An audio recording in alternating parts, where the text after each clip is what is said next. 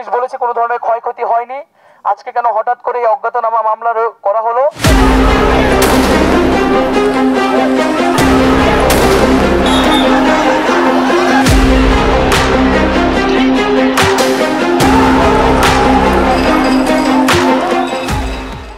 সরকারি চাকরিতে কোটা সংস্কার থেকে শুরু করে সরকার পতনের আন্দোলনে সবচেয়ে পরিচিত মুখগুলোর মধ্যে অন্যতম নাহিদ ইসলাম। ছাত্রদের ব্যাপক বিক্ষোভে নেতৃত্ব দিয়ে সামনের কাতারে চলে আসেন তিনি। আর ওই বিক্ষোভেই পতন ঘটে প্রধানমন্ত্রী শেখ হাসিনা সরকারের। ছাত্র জনতার গণ অভ্যুত্থানের পর অন্তর্বর্তী সরকারের উপদেষ্টা হিসেবে দায়িত্ব পালন করছেন নাহিদ ইসলাম। আন্দোলন থেকে শুরু করে সমসাময়িক বিষয় নিয়ে নাহিদ ইসলামের ওপর একটি প্রতিবেদন ছাপিয়েছে টাইম ম্যাগাজিন।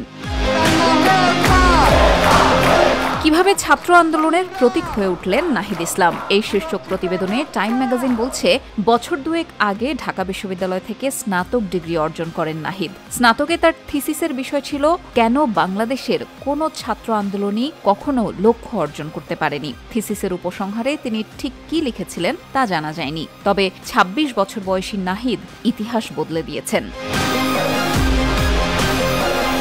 একসময় বিশ্বের সবচেয়ে ক্ষমতাধর নারীদের মধ্যে একজন হিসেবে বিবেচনা করা হতো বাংলাদেশের সাবেক প্রধানমন্ত্রী শেখ হাসিনাকে। সেই ক্ষমতাধর প্রধানমন্ত্রীকেই দেশ ছেড়ে পালাতে হলো। টাইম ম্যাগাজিনের সঙ্গে কথা বলার সময় শেখ হাসিনাকে একজন রক্তচোষা ও মানসিক রোগী হিসেবে উল্লেখ করেন নাহিদ। টাইম ম্যাগাজিন তাদের প্রতিবেদনে উল্লেখ করে, কিছুদিন আগে তথ্য প্রযুক্তির একজন টিউটর ছিলেন নাহিদ ইসলাম। এমনকি গ্রেপ্তার এড়াতে পালিয়ে বেড়াতেও হয়েছে তাকে। সেই টিউটরই এখন মন্ত্রীর মর্যাদায় দেশের আইসিটি ও গণমাধ্যম উপদেষ্টা।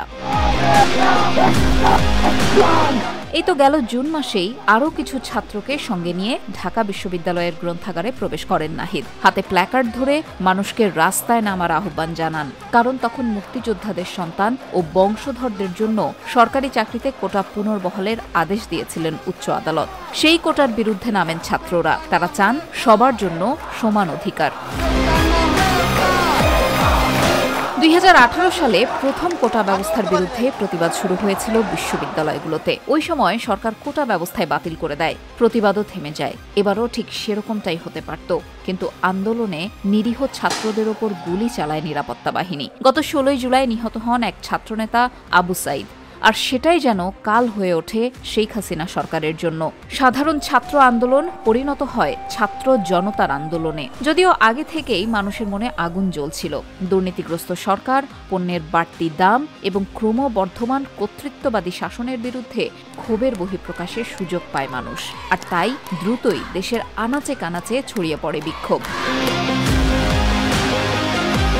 অবশেষে বিক্ষোভকারীরা সরাসরি প্রধানমন্ত্রী হাসিনার পতনের ডাক দেয়। ৩ আগস্ট ছাত্ররা এক দফা এক দাবি ঘোষণা করেন। ঢাকা বিশ্ববিদ্যালয় ক্যাম্পাসে নাহিদ ঘোষণা করেন হাসিনাকে পদত্যাগ করতে হবে। ৫ আগস্ট গণভবনের দিকে আসতে থাকে লাখো জনতা।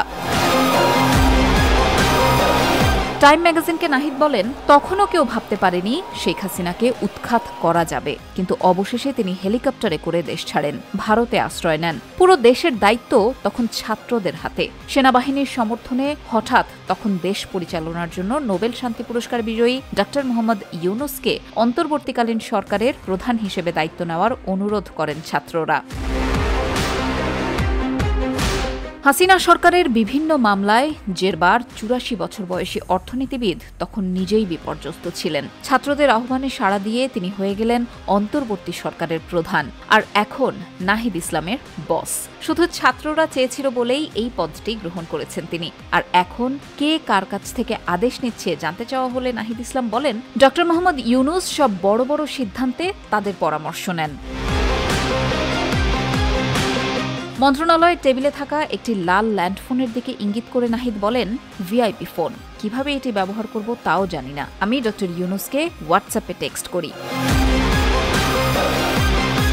গত কয়েক সপ্তাহে যা কিছু ঘটেছে তা নিয়ে যদি নাহিদ বিভ্রান্তও থাকেন, তার শান্ত আচরণে তা প্রকাশ পায় না। এছাড়াও এখন তার চেয়ে বয়সে বড় ব্যক্তিগত সচিব তার ঘরে যাতায়াত করছেন, সই করার জন্য নথিপত্র নিয়ে আসছেন। দিনরাত ব্যস্ত সময় পার করছেন তিনি। তবে সমাজবিজ্ঞানে স্নাতক নাহিদ সবসময়ই বিগত সরকারের বিরুদ্ধে অবস্থান নিয়েছেন। 2017 সালে বিশ্ববিদ্যালয়ে তার প্রথম সপ্তাহেই সুন্দরবনে কয়লা বিদ্যুৎ কেন্দ্রের বিরুদ্ধে বিক্ষোভে অংশ নিয়েছিলেন। 2019 সালে ঢাকা বিশ্ববিদ্যালয়ে সহপাঠীদের নিয়ে ছাত্র সংগঠন গণতান্ত্রিক ছাত্র শক্তি গঠন করেন। ওই বছরও ছাত্র আন্দোলনের শুরুর দিকে অনেকটাই অপরিণত ছিলেন নাহিদ। সমাজবিজ্ঞানের অধ্যাপক ডক্টর সামিনা লুৎফা বলেছেন, হাসিনা সরকারের পতনের পর ছাত্ররা যখন অন্তর্বর্তী সরকারের ঘোষণা করেন তখনও অস্বাভাবিকভাবে নার্ভাস দেখেছিলাম নাহিদকে। তখনও তিনি খুবই তরুণ, আর তার ওপর বিশাল দায়িত্ব, কারণ এখন অন্তর্বর্তী সরকারের ওপর মানুষের প্রত্যাশা আকাশচুম্বী। নতুন বাংলাদেশে সবাই ছাত্রদের কাছ থেকে কেবল সেরাটাই আশা করছে। এতদিন যারা স্বৈর শাসকের হাত থেকে মুক্তির জন্য ছটফট করেছে কিন্তু কিছুই করতে পারেনি, তারাও এখন প্রকাশ্যে বলার সাহস পাচ্ছেন। কিন্তু সবকিছু পাওয়ার আশাটাও খুব দ্রুতই করছেন তারা। অভিযোগের পর অভিযোগ আসছে, সুপারিশের জন্য বারবার ফোন আসছে। সবাই তাদের চাওয়া পাওয়া আশা আকাঙ্ক্ষার কথা জানাচ্ছেন। জুলাই আন্দোলনে প্রথম জনগণের কাছে পরিচিত মুখ হয়ে ওঠেন নাহিদ। দেশের তৎকালীন গোয়েন্দা সংস্থা তাকে অপহরণ করেছিল, নির্যাতন করেছিল। সরকার সমালোচকদের গুম করার জন্য কুখ্যাত গোয়েন্দা বাহিনীর 30 জন সাদা পোশাকধারী কর্মকর্তা এক রাতে বন্ধুর বাড়িতে আত্মগোপনে থাকার সময় তাকে তুলে নিয়ে যায়। তখন তারা তাকে বলেছিল, পৃথিবী তোমাকে আর কখনো দেখতে পাবে না।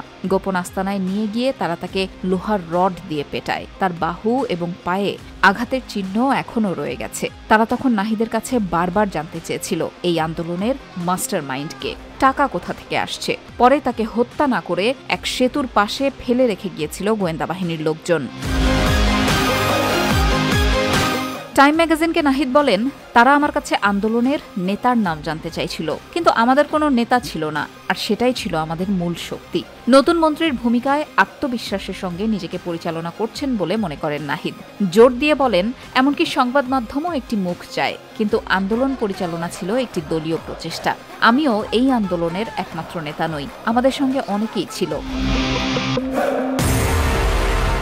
সামনে আরো বড় চ্যালেঞ্জ উল্লেখ করে নাহিদ বলেন, গত 15 বছরে মানুষ কথা বলতে পারেনি, এখন তারা সুযোগ পেয়েছে। কিন্তু সবচেয়ে বড় চ্যালেঞ্জ এখনো আমাদের সামনে রয়েছে, আর তাই অন্তর্বর্তী সরকারের দায়িত্ব হলো দুর্নীতি নির্মূল করা। যতক্ষণ না নির্বাচন অনুষ্ঠিত হয়, দেশে গণতন্ত্রের পথ পুনরুদ্ধার করা। আমরা এখানে কেবল অল্প সময়ের জন্য থাকব। দুর্নীতি এবং সহিংসতা মানুষ আর চায় না, তাই আমাদের নতুন প্রজন্মের মনের গতি বুঝতে হবে, আমাদের এগিয়ে যেতে হবে।